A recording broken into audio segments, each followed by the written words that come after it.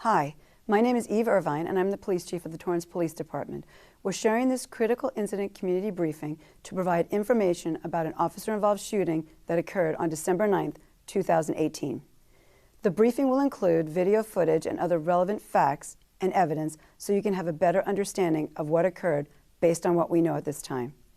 In this case, Christopher DeAndre Mitchell was in a stolen car in a supermarket parking lot with an altered long gun between his legs when officers first approached him. The shooting occurred a short time later after Mitchell did not follow the officer's directions and reached for the weapon. This shooting is the subject of 4 separate and independent investigations by 3 entities: the Los Angeles County District Attorney's Office, the Los Angeles County Coroner's Office, and the Torrance Police Department. The police department conducts thorough investigations that include interviewing multiple witnesses, reviewing video footage, analyzing forensic evidence, and more. Our understanding of the incident may change as additional evidence may surface or as existing evidence is analyzed and reviewed. The investigations will not draw conclusions about whether the officers acted consistent with our policies and the law until all facts are known and the investigations are completed.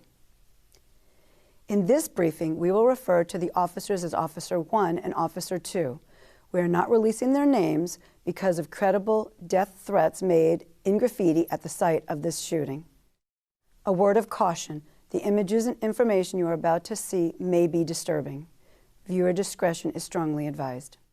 The Torrance Police Department began using body-worn cameras in June of 2018.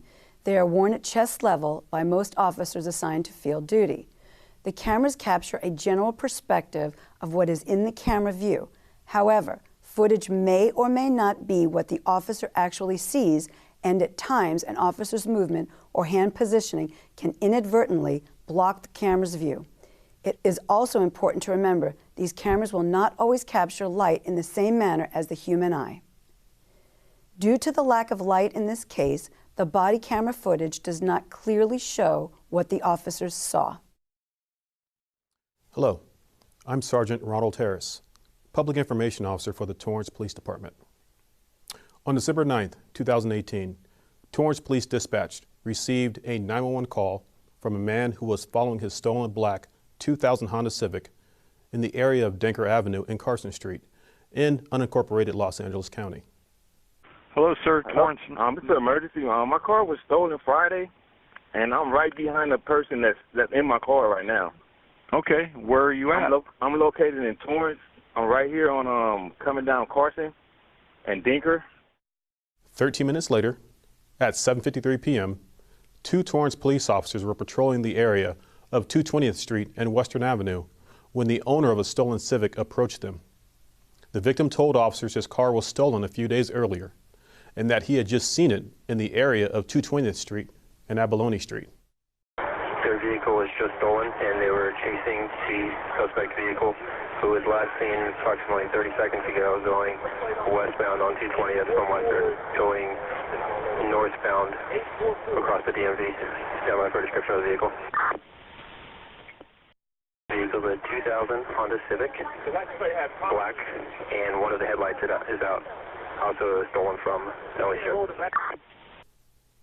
Video from a supermarket at 1770 Carson Street shows the stolen Civic entering the parking lot at 7:54 p.m. Just 3 minutes later, 2 other officers arrived and spotted the Civic parked on the east edge of the lot under a large tree. Officer 1 parked behind the Civic and approached from the driver's side. Officer 2 approached the passenger side. With a flashlight in his left hand, Officer 1 opened the driver's side door of the Civic. Mitchell's hands were initially on the steering wheel. Officer 1 then saw the buttstock of a long gun between Mitchell's legs. Mitchell then dropped his hands out of the view of the officers toward the buttstock of the long rifle. Officer 1 ordered Mitchell not to move. He drew his firearm and gripped it with both hands. Both officers stepped back while Officer 1 gave 2 commands for Mitchell to get out of the car. Mitchell did not comply. Officers then saw Mitchell drop his hands for a second time toward the weapon. In the video, you can see Mitchell slowly lean forward. This is when officers fired a total of 3 rounds. Here is Officer 1's body camera video. What are you doing here, man? Don't move. Don't move. Oh, sorry. Get out of the car. Get out of the car.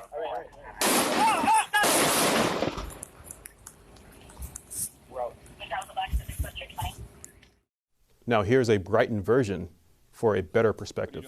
That's a black garment bag, partially covering his leg. The long gun is between his legs. Get out of the car. Get out of the car. Here is the image showing Mitchell's hands dropping out of view.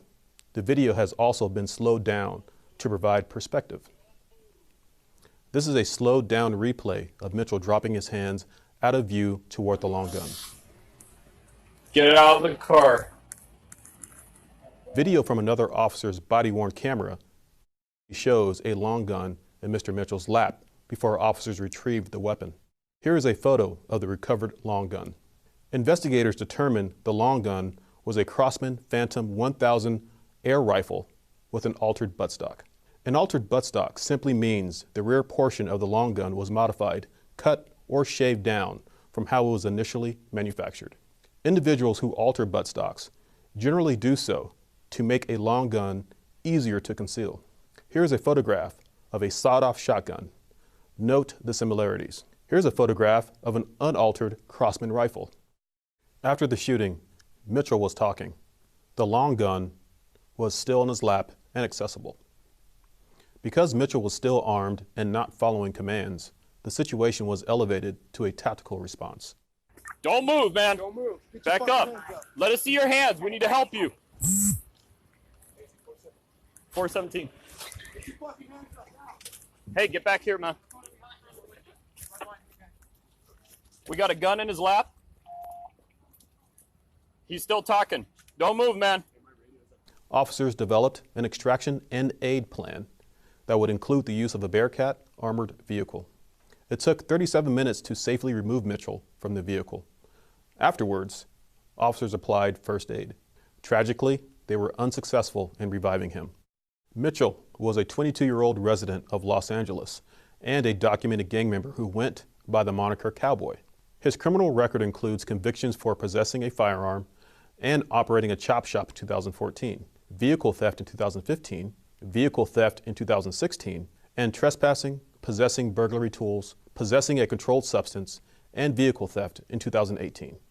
After the investigations are completed, the case will be submitted to the Los Angeles County District Attorney's Office. Our Command Staff and Use of Force Committee will also review this case to evaluate and determine if the tactics and use of deadly force met our policies and procedures. It is a tragedy for all of those involved whenever there is an officer-involved shooting. For those involved, for the officers, and for the Torrance Police Department. The job of a police officer is often difficult and dangerous. Although we train and work hard to de-escalate volatile situations, often officers must react, sometimes in a split second. The use of deadly force is rarely used and is traumatizing for all parties involved. If you would like more information on our use of force policies and procedures, you can visit our website and view our department policy manual. Thank you for taking the time to view this critical incident community debriefing.